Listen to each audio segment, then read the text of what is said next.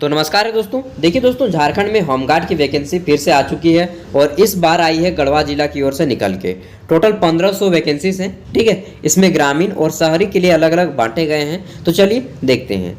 देखिए यहाँ पे गढ़वा जिला के प्रखंडों का नाम दिया गया है। मैं डायरेक्टली बता दूं कि यहाँ पे बोला गया है कि 4 सालों के लिए सबसे पहले आपका जो है यहाँ पे सिलेक्ट किया जाता है। उसके बाद फिर कंडिका 6 के अंतर्गत आपका जो है पुनर्नामांकन किया जाता है। तो इसे कोई परमानेंट जॉब ना समझें। ठीक है, अब आगे देखते हैं। तो टोटल वैकेंसीज हैं यहाँ पे आपके गढ़वा जिला के जितने भी प्रखंड हैं उनके नाम दिए गए हैं। यहाँ पे पुरुष, इधर महिला। ठीक है, इसी तरह से प्रत्येक प्रखंड के नाम दिए गए हैं। टोटल 20 प्रखंड के नाम हैं। यहाँ पे जो है महिलाओं के लिए 50% जितने भी वैकेंसीज हैं उनका 50% महिलाओं के लिए रिजर्वेशन है, यानी कि सिलेक्टेड है। 728 पुरुषों की वैकेंसी है और 728 महिलाओं की वैकेंसी है। इसमें जो है ये आपका हो गया पूरा का पूरा वैकेंसीज, और इसमें ग्रामीण और शहरी करके बांटा गया है। ठीक है, ये जो है आपका ग्रामीण है। गांव के स्तर पे आपका 728 करके कुल आपके 1456 गांव लेवल पे वैकेंसी है। अगर बात करें वहीं पे शहर लेवल में, ठीक है, तो सिटी एरिया में टोटल 45 सीटें हैं, जिसमें से पुरुष के लिए 22 और महिलाओं के लिए 23 सीटें हैं। कुल मिलाकर 1500 सीटें हैं। ठीक है, क्योंकि गढ़वा जिला में शहर जो है बहुत छोटा सा है, इसलिए यहाँ पे सिटी एरिया में बहुत कम सीट है। अब देख लेते हैं आगे की बात। तो फॉर्म कैसे अप्लाई करना है और जितने भी प्रोसेस हैं, फिजिकल, ये सारे कुछ क्या होंगे। तो बोला गया है कि उपरोक्त दोनों कोटि यानी कि ग्रामीण और शहरी रक्षकों के लिए नामांकन में 50% पद जो है महिलाओं के लिए आपका रिजर्वेट है। ठीक है, आरक्षित है। फिर बोला गया है कि महिलाओं के लिए कर्णांकित पदों यानी कि आरक्षित पदों में से 5% पद जो है आपका अर्हता प्राप्त तलाकशुदा महिला हो गई, कोई विधवा महिला हो गई, तो इन सब के लिए जो है रखा गया है। अगर ये 5% महिलाएं यहाँ पे नहीं आती हैं, ऐसी महिलाएं, तो उस कंडीशन में पुरुषों को नहीं लिया जाएगा बल्कि महिलाओं को ही लिया जाएगा। ठीक है, फिर बोला गया है कि शहरी गृह रक्षकों के लिए रिक्त पदों में 50% पद जो है तकनीकी दक्ष यानी कि जो टेक्निकल वर्कर है उनके लिए है। ठीक है, शहरी गृह रक्षकों के लिए रिक्त में से 50% पद यानी कि 45 में से समझ लीजिए कि आपका जो 23 पद है वह टेक्निकल काम जो जानते हैं, जैसे कि डॉक्टर हो गया, पैथोलॉजिकल हो गए, ठीक है, कोई इंजीनियर हो गया, तो उनके लिए आरक्षित रहेंगे। आगे बोला गया है कि आवासीय मतलब कि कौन आदमी को फॉर्म को भर सकता है, एलिजिबिलिटी क्या है, क्राइटेरिया क्या है। तो आवासीय देखिए, सबसे पहले बोला गया है कि ग्रामीण गृह रक्षक अभ्यर्थी को गढ़वा जिला के उस प्रखंड का अस्थायी निवासी होना चाहिए जहां से आप फॉर्म को अप्लाई करेंगे। ठीक है, मैं यहाँ पे आपको डिटेल में समझा देता हूँ। और शहरी के लिए बोला गया है कि अभ्यर्थी को गढ़वा जिला के शहरी क्षेत्र का सामान्य नागरिक या निवासी होना चाहिए। अपने आवेदन के साथ राज्य सरकार के द्वारा प्राधिकृत सक्षम प्राधिकार से निर्गत आवासीय प्रमाण पत्र की छाया प्रति आपको यहाँ पे संलग्न करना होगा। देखिए, इनका बोलना है कि अगर आप अप्लाई करना चाहते हैं फॉर्म को तो आपको गढ़वा जिला का होना चाहिए, साथ ही आपको उस प्रखंड से ही अप्लाई कर पाएंगे जिस प्रखंड से आप जन्म लिए हैं। जैसे कि कोई कैंडिडेट भवनाथपुर में जन्म लिया है, ठीक है, भवनाथपुर में जन्म लिया है, तो वह भवनाथपुर का ही फॉर्म अप्लाई कर पाएगा। अगर बोलेगा कि कांडी का हम फॉर्म अप्लाई करेंगे तो नहीं होगा। ठीक है, इसी तरह से आप जिस प्रखंड में जन्म लिए हैं उसी प्रखंड में आप अप्लाई कर पाएंगे। शहर का है तो शहर से ही कर पाएंगे, गांव का है तो गांव से ही कर पाएंगे। इस तरह से टोटल यहाँ पे आपका विभाजन किया गया है। साथ ही बोला गया है कि उम्र सीमा जो है आपकी यहाँ पे कम से कम 19 साल होनी चाहिए और अधिक से अधिक उम्र सीमा 40 साल होनी चाहिए। आगे देखिए, तो आगे बोला गया है शैक्षणिक योग्यता क्या हो इसके लिए। तो जी यहाँ पे फॉर्म को भरने के लिए ग्रामीण गृह रक्षकों के लिए न्यूनतम 7वीं पास होनी चाहिए। ठीक है, गांव से लेवल पे अगर आप अप्लाई कर रहे हैं तो आप 7th पास होने चाहिए। अगर आपको सर्टिफिकेट नहीं है तो हाई स्कूल में जाएंगे, मिडिल स्कूल में जाएंगे सॉरी, और वहाँ के हेडमास्टर से बनवा लीजिएगा सर्टिफिकेट। और अगर आप शहरी से अप्लाई करते हैं तो आपके पास मैट्रिक का सर्टिफिकेट होना चाहिए। ठीक है, उसमें भी जो है बोला गया है कि सक्षम प्राधिकार द्वारा निर्गत शैक्षणिक योग्यता प्रमाण पत्र की 100 अभिप्रमाणित छायाप्रति संलग्न करें। 100 अभिप्रमाणित मतलब कि जितना भी आप जेरोक्स कराएंगे उसके नीचे में आप जो है अपना सिग्नेचर कर देंगे। जैसे कि मेरा ये जेरोक्स है तो मैं नीचे में इस तरह से अपना सिग्नेचर कर दूंगा। ठीक है, और लिख दूंगा 100 अभिप्रमाणित। ठीक है, ये चीज़ आपको करना होगा। अब देख लीजिए कि आपका हाइट वगैरह क्या लगेगा। तो शारीरिक मापदंड ग्रामीण शहरी गृह रक्षकों के लिए अलग अलग है, दोनों के लिए अलग अलग नहीं है, दोनों के लिए समान है यार, ठीक है, लेकिन अलग अलग होना चाहिए। ग्रामीण के लिए भी समान है और शहरी के लिए भी समान है। लंबाई, पुरुष की जो लंबाई है 162 सेंटीमीटर होनी चाहिए, जिसमें ओबीसी और आपका जनरल कैटेगरी के उम्मीदवारों के लिए, ठीक है, 162 सेंटीमीटर। वहीं 157 सेंटीमीटर अनुसूचित जनजाति और एसटी और एससी कोटा के पुरुष के लिए 157 सेंटीमीटर हाइट होनी चाहिए। वहीं महिलाओं के लिए, चाहे आप जनरल से हो, ओबीसी से हो या फिर किसी भी एसटी एससी से हो, आपकी हाइट 148 सेंटीमीटर होनी चाहिए अगर आप महिला हैं तो। यहाँ पे हो गया। फिर बात कर लेते हैं सीना की। तो आपका जो चेस्ट 79 सेंटीमीटर होना चाहिए जनरल ओबीसी के लिए, और एसटी एससी के लिए 76 सेंटीमीटर होनी चाहिए। फिर बोला गया है कि शारीरिक माप में छूट के लिए सक्षम प्राधिकार द्वारा निर्गत जाति प्रमाण पत्र होना चाहिए। तो आप आवासीय जाति और आय तीनों बना के रेडी रखें, ठीक है। फिर बोला गया है यहाँ पे तकनीकी दक्षता। तो टेक्निकल के लिए क्या बोला गया है, ध्यान दीजिएगा। टेक्निकल के लिए बोला गया है कि तकनीकी दक्षता सिर्फ तकनीकी दक्ष शहरी गृह रक्षक अभ्यर्थियों के लिए है।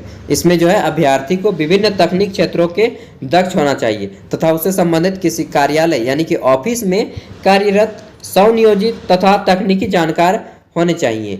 इस जानकारी को सामान्य रूप से तकनीकी योग्य माना जाएगा, जैसे कि डॉक्टर हो गए यानी कि चिकित्सक, अभियंता यानी कि इंजीनियर हो गया, अधिवक्ता यानी कि लॉयर हो गया, वकील, ठीक है, प्रधानाध्यापक यानी कि आप टीचर हो गए, नर्स, कंप्यूटर ऑपरेटर, ठीक है, टाइपिस्ट, लाइसेंसधारी, ड्राइविंग लाइसेंस।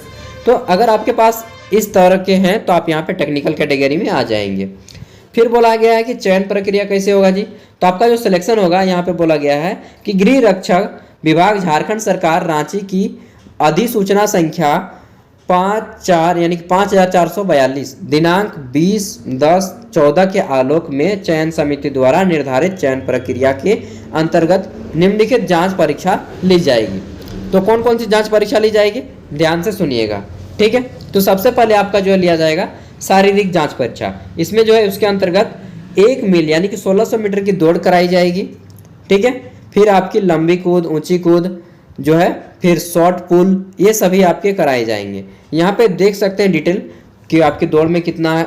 जैसे कि यहाँ पे दिया है कि दौड़ पुरुषों को 5 मिनट 20 सेकंड में पूरा करना होगा, और इससे अगर आप करते हैं तो आपको 10 अंक मिलेंगे। 5 मिनट 20 सेकंड से लेकर के 6 मिनट तक 10 अंक मिलेंगे। फिर 6 मिनट से अधिक लेने वालों को आपको जो है यहाँ पे अयोग्य ठहरा दिया जाएगा, और अगर आप 5 मिनट या उससे पहले कर लेते हैं तो आपको 20 अंक मिलेंगे। उसी तरह से महिलाओं के लिए जो है 8 मिनट या उससे पहले करेंगे तो आपको जो है 20 अंक दिया जाएगा। फिर 8 से 10 मिनट तक आपको 10 अंक दिया जाएगा, और 10 मिनट से अगर आप ज़्यादा समय लेते हैं तो आपको फेल मान लिया जाएगा। इसी तरह से आपके ऊंची कूद में है, ठीक है। ऊंची कूद में क्या है कि न्यूनतम आपको 4 फीट कूदना ही होगा, तब आपको 5 अंक मिलेंगे। 4 फीट से अगर आप ज़्यादा ऊंचाई करते हैं, ठीक है, 4 फुट या 4 फुट 3 इंच तो 6 अंक मिलेंगे। 4 फुट 3 इंच या 4 फुट 6 इंच, मतलब कि 4 फुट 3 इंच से 4 फुट 6 इंच के बीच तो आपको 7 अंक मिलेंगे। इस तरह से महिलाओं के लिए है। फिर लंबी कूद है। आपको डिटेल में जानकारी करना है तो वीडियो को डिस्क्रिप्शन में इसका लिंक दूंगा, वहाँ से आप इसको पढ़ लीजिएगा, ठीक है। फिर तकनीकी जो जानते हैं उनके लिए थोड़ा यहाँ पे सिंपल होने वाला है, आसान कर दिया है, पुरुषों के लिए भी और महिलाओं के लिए भी, ठीक है। फिर हिंदी लेखन क्षमता होगा, यानी कि जब दौड़ हो जाएगा, लंबी कूद हो जाएगी, ऊंची कूद हो जाएगी, तो उसके बाद जो है आपका हिंदी लेखन क्षमता की टेस्ट होगा। इसमें शारीरिक जांच परीक्षा में सफल अभ्यर्थी को हिंदी लेखन परीक्षा की क्षमता की परीक्षा में शामिल होना पड़ेगा, जिसमें आपको गृह रक्षक के रूप में 7वीं कक्षा तथा शहरी में जो है आपका 10th लेवल का एग्जाम होगा। और एग्जाम कितने अंक का होगा, तो एग्जाम जो है आपका यहाँ पे लेखन की जांच की क्षमता की जाएगी। यह क्वालिफाइंग होगा, पूर्णांक 100 मार्क्स होगा, और पास करने के लिए आपको 30 नंबर लाने होंगे, ठीक है। 100 मार्क्स का एग्जाम होगा, 30 नंबर लाएंगे तो पास हो जाएंगे। लेकिन जो ज़्यादा मार्क्स होगा, ठीक है, और जो ज़्यादा दौड़ वगैरह में करेंगे, सभी में हाई स्कोर करेंगे, उन्हीं को लिया जाएगा। सिंपल सी बात है भाई, ठीक है। आगे देख लेते हैं। तो यहाँ पे बोला गया है कि तकनीकी दक्षता परीक्षा में सिर्फ शहरी तकनीकी दक्ष गृह रक्षक अभ्यर्थियों के लिए शारीरिक जांच परीक्षा एवं हिंदी लेखन क्षमता परीक्षा में सफल अभ्यर्थियों की तकनीकी दक्षता परीक्षा ली जाएगी, ठीक है। यानी कि जो आप फिजिकल टेस्ट को क्वालिफाई करेंगे, दौड़ क्वालिफाई करेंगे, लॉन्ग जंप, हाई जंप को क्वालिफाई करेंगे, उन्हीं को हिंदी लेखन परीक्षा में जो है मौका दिया जाएगा, ठीक है, और उन्हीं का फिर सिलेक्शन किया जाएगा। जांच परीक्षा में हिंदी लेखन परीक्षा में सफल अभ्यर्थी की तकनीकी दक्षता परीक्षा भी ली जाएगी, ठीक है, और उसके बाद फिर आपका टेक्निकल नॉलेज भी लिया जाएगा कि आपने अगर डॉक्टर ही किया है तो कहाँ पे काम किया है, अगर आपने इंजीनियर ही किया है तो कहाँ पे काम किया है, कैसा काम किया है, सब कुछ करके दिखाना होगा। हो सकता है प्रैक्टिकल आपको करके दिखाना पड़ सकता है, ठीक है। फिर बोला गया है कि सभी जांच परीक्षा की समाप्ति के बाद उपयुक्त अधिसूचना में दिए गए प्रावधान के आधार पर मेगा सूची यानी कि मेरिट लिस्ट आपको बनाया जाएगा, फिर मेरिट लिस्ट में नाम आएगा, तब आपका ज्वाइनिंग लेटर घर आएगा और आपकी ज्वाइनिंग जो है हो जाएगी, ठीक है। फिर बोला गया है कि अभ्यर्थी जो राष्ट्र की खेलकूद वगैरह, अगर आपका स्पोर्ट का सर्टिफिकेट है तो आपको यहाँ पे कुछ मार्क्स मिलेंगे। जैसे कि अगर आप प्रथम स्थान पे हैं राष्ट्रीय स्तर पे तो आपको जो है 3 अंक, अगर आप राष्ट्रीय स्तर पे है तो 6 अंक, राज्य स्तर पे है तो 3 अंक। इसी तरह से द्वितीय नंबर लाए हैं तो 4 अंक, और राज्य पे द्वितीय अंक लाए हैं तो 2 अंक, थर्ड अंक लाए हैं, थर्ड पोजीशन नेशनल लेवल पे तो 2 अंक, और राज्य में थर्ड पोजीशन लाए हैं तो 1 अंक मिलेंगे, ठीक है। इसी तरह से आगे बोला गया है कि शहरी गृह रक्षक के रूप में सरकारी सेवकों को शहरी गृह रक्षक के रूप में पूर्ण नियुक्तियों के 10% नामांकित करने की सीमा निर्धारित है। किनको? तो सरकारी सेवकों को, जो सरकारी नौकरी करते हैं उनके लिए है, ठीक है। इसके लिए सरकारी सेवक अपने कार्यालय प्रधान द्वारा निर्गत अनापत्ति यानी कि नो ऑब्जेक्शन सर्टिफिकेट देना पड़ेगा अगर आप नौकरी में हैं तो, ठीक है। नो ऑब्जेक्शन सर्टिफिकेट देना पड़ेगा कि अगर आप ज्वाइनिंग करेंगे तो फिर बाद में कोई ऑब्जेक्शन नहीं डालेगी आपकी कंपनी। फिर देख लीजिए, अगर आप MA, MCOM या MSc यानी कि PG किए हैं तो आपको 10 मार्क्स मिलेंगे, ग्रेजुएशन किए तो आपको 8 मार्क्स मिलेंगे, इंटरमीडिएट किए तो 6 मार्क्स मिलेंगे, मैट्रिक किए तो 4 मार्क्स मिलेंगे, ठीक है।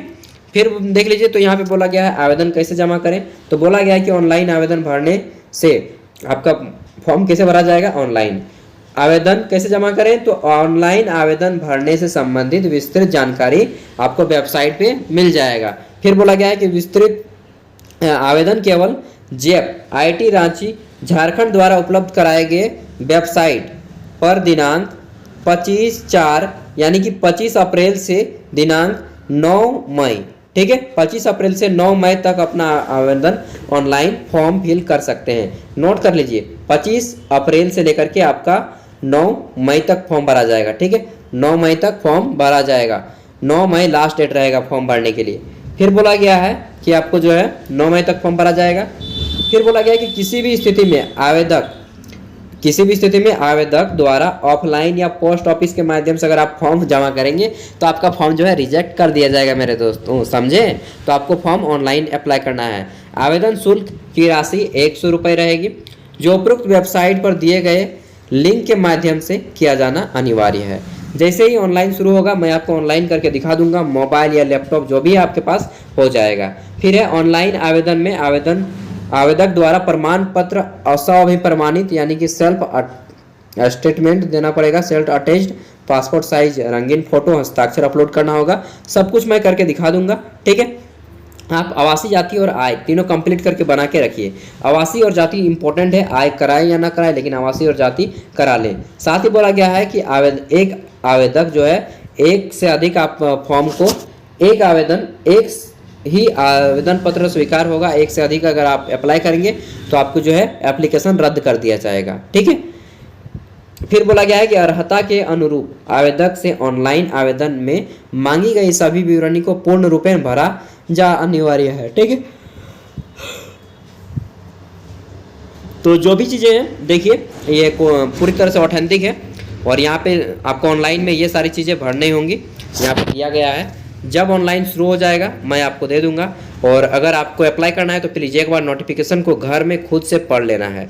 मैं वीडियो का डिस्क्रिप्शन में लिंक दे रहा हूँ, प्लीज़ दोस्तों वहाँ से डाउनलोड कीजिए, एक बार अच्छे से पढ़िए। 2 घंटा समय लगेगा यार, कोई बात नहीं, ठीक है। अगर आप अप्लाई करना चाहते हैं तो प्लीज़ सीरियसली लीजिएगा, और अगर आपका कोई दोस्त हो गढ़वा जिला में तो प्लीज़ उन तक वीडियो को शेयर कीजिएगा। मिलते हैं अगले वीडियो में, तब तक के लिए बाय। इसी तरह से मैं आपको न्यूज़ ऑथेंटिक वीडियोस देता रहूँगा। चैनल पे पहली बार आए तो सब्सक्राइब कर लें, एंड मिलते हैं अगले वीडियो में, तब तक के लिए बाय। स्वस्थ रहें, मस्त रहें।